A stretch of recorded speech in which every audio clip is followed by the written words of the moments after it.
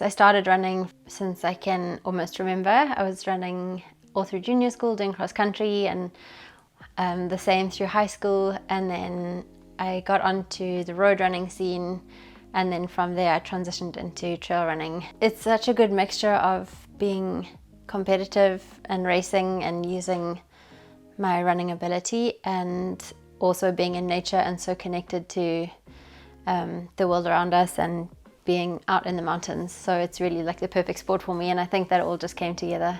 These are both my boyfriend's dogs, and he brought them over when he moved here from South Africa. And this is Juno and this is Daphne. And they're both rescue dogs, so they are both from hard backgrounds, and they love living in Chamonix.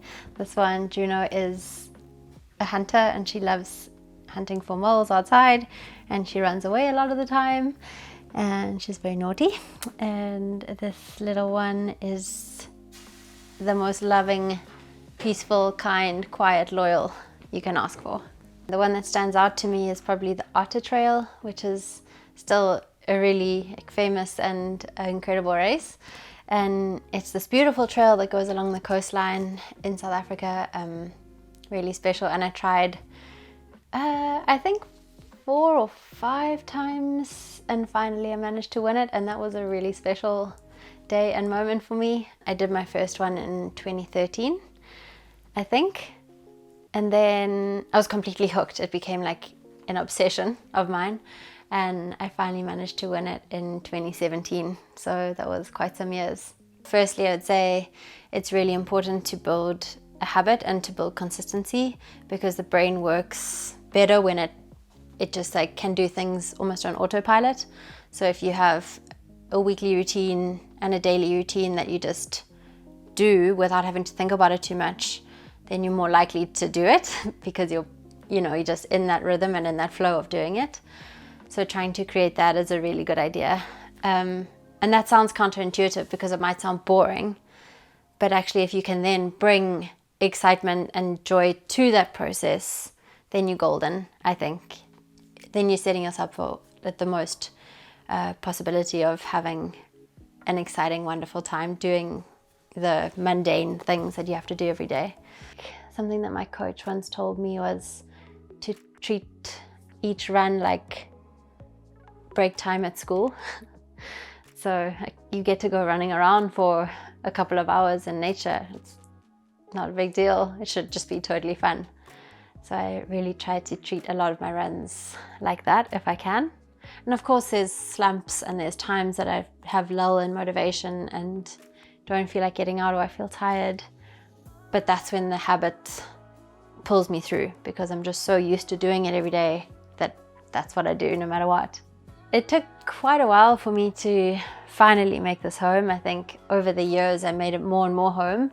I used to spend summers in the Chamonix Valley racing. I did the Golden Trail series, and that always brought me back to the valley as like my base. And I lived in a camper van for one of the summers, and then came back and jumped around in Airbnbs and campsites and things. So I always found myself coming back here every summer for a couple of months. And then eventually, I think it just hit me that if I could make this my full-time life, why not? Because I would always go back to South Africa and think, oh, I love that place so much. And always like my dream place. And then it hit me like, well, I could make my dream place my home. So that's what I did. And voila. So much of everything. It's given me so many highs and so many incredible experiences and moments, and I've traveled the world and met the most amazing people and my lifelong friends and my purpose and my passion. And at the same time, it's broken my heart a million times, and it's given me the roughest moments, and it's kind of just like roller coastered me along, and I think that's what life does. So it's really been life-giving.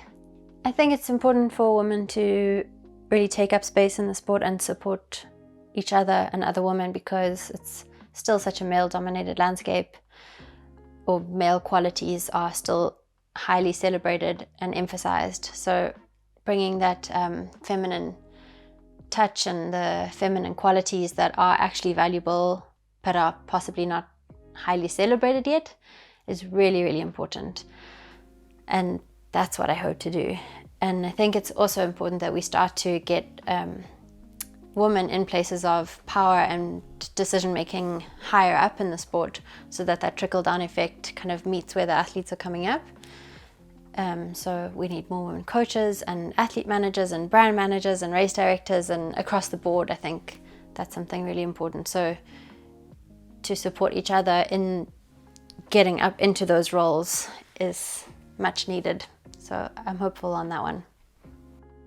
Something that's coming up as one of the most important things that working with a coach has taught me is that you always have the ability to choose your reaction to a situation and your thoughts. And so she always says to me, if you cannot remember choosing, it's because you didn't choose. So sometimes when I'm in a situation where I can see that I'm grumpy or unmotivated or any of the things that might bring you down, like a little switch goes on that's like, oh, but I can choose still.